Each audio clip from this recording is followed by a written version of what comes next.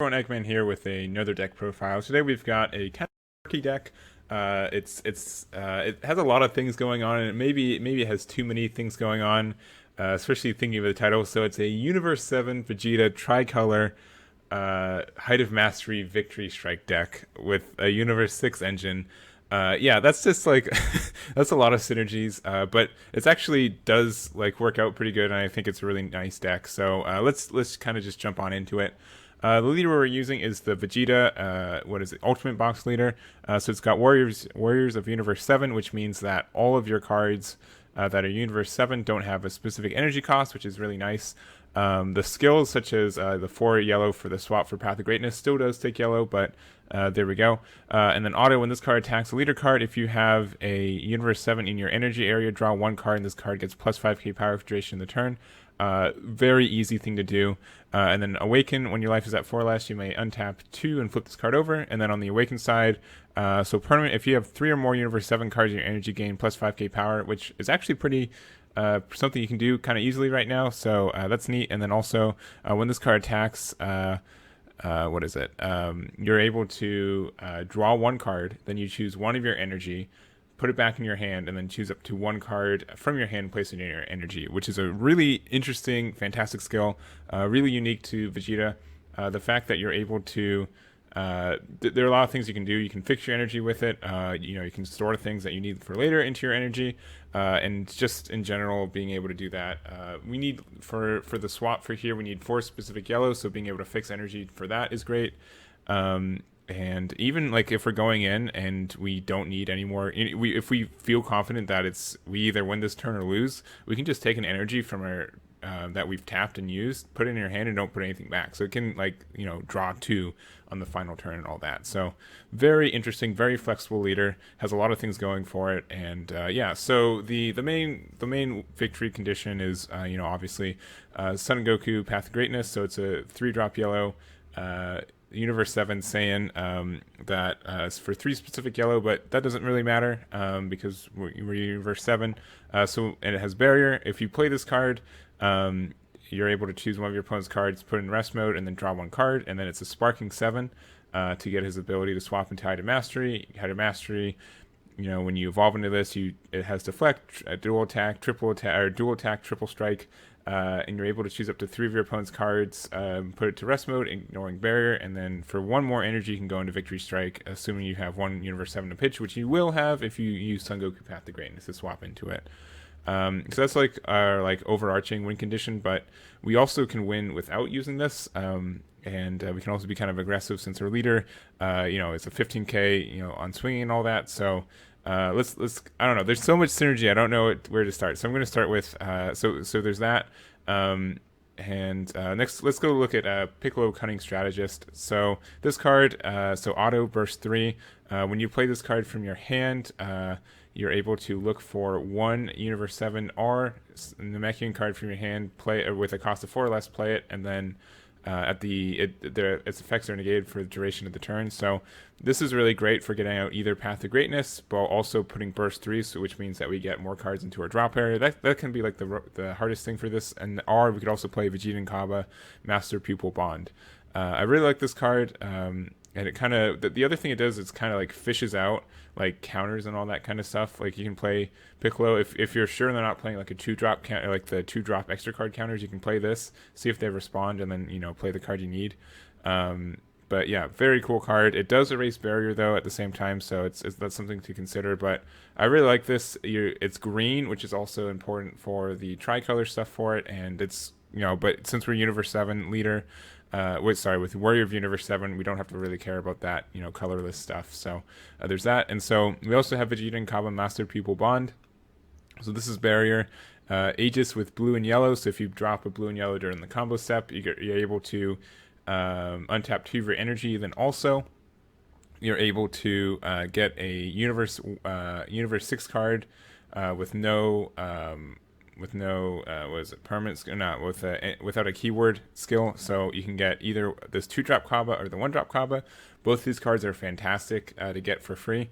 1-drop Kaba, you're able to look up the top 5 cards for a Universe 6 card. So this can be itself. It can be the 2-drop, can be Champa the Trickster. It can also be the Khalifa So pretty easy to find a target from that. And then also the 2-drop is pretty much our awakener, but also just applies pressure, being able to take one card from our life while also being able to draw one, or sorry, tap one of your opponent's energy. Can be really oppressive. And then we also have the Awakened Sister, being able to just combo with this for one energy, being able to tap something out. It can be really good for like making sure that our Higher Mastery comes out, without any problems. If you're seeing them with like 2 energy open, one could be like a Champa, Champa the Trickster, with yellow energy, with one of them being multicolor. You can really shut down that with the Khalifa, use 1, and then swing with your leader, fix the energy back if we only had 4, and then go into the Height of Mastery. So I think that can do a lot, and being able to tap out energy and all that is great. Champa the Trickster, fantastic card, being able to just kind of have some kind of control, being able to get some card advantage, put stuff to rest mode, all that. Fantastic card. It's Universe 6, so we get some tag coverage for there, and just a fantastic card. And then if we're already running multicolored cards, we're also using Vegeta the Cruel. This card, both these I think are like the best of the counterplays, so being able to run both of them in the same deck is really cool.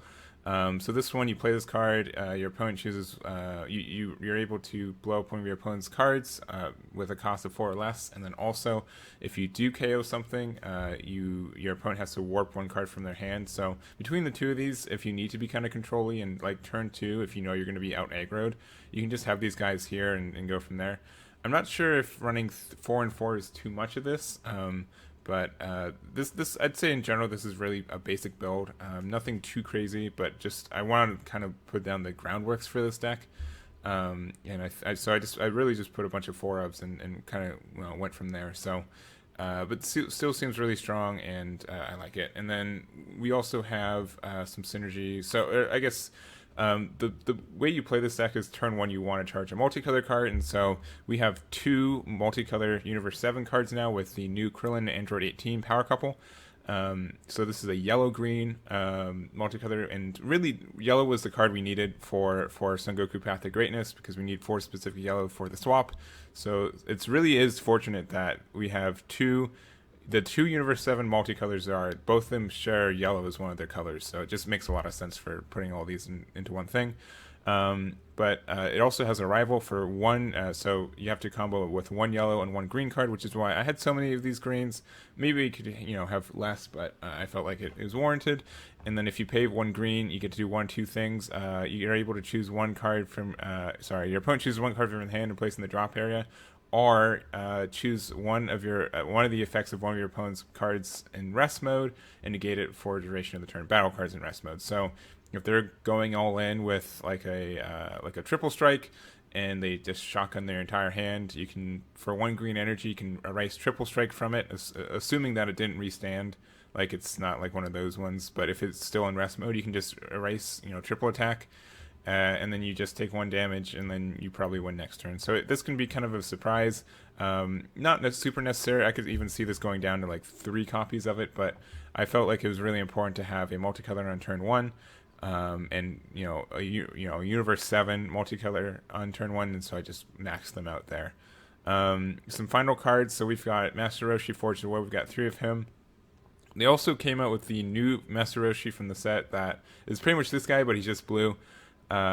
Same tags and everything. Yellow's more important just because we need the 4 specific, but there's that. And then we're also running North Kai. The reason we're running this one instead of the Goku, and I really thought about it, but I think this one's a little bit better. Maybe running the Sparking one would be the best idea.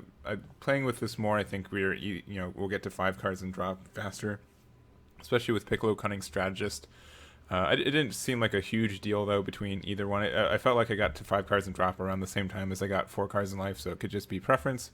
But I like this just because it can be discarded for this Aegis. We don't have a lot of blue cards if you really look at it. It's just like Vegeta Kaba, Dimension Magic, and our super combos. So don't also be afraid to drop a super combo to do this. I think it's fine to do that.